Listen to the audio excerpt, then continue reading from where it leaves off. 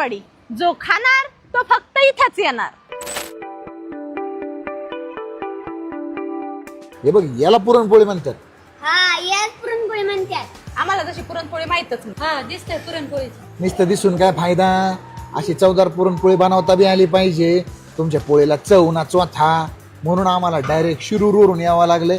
Supa toll नाक्याच्या समोर असणाऱ्या आलबरवाडी हॉटेलला फक्त स्पेशल पुरणपोळी खायला.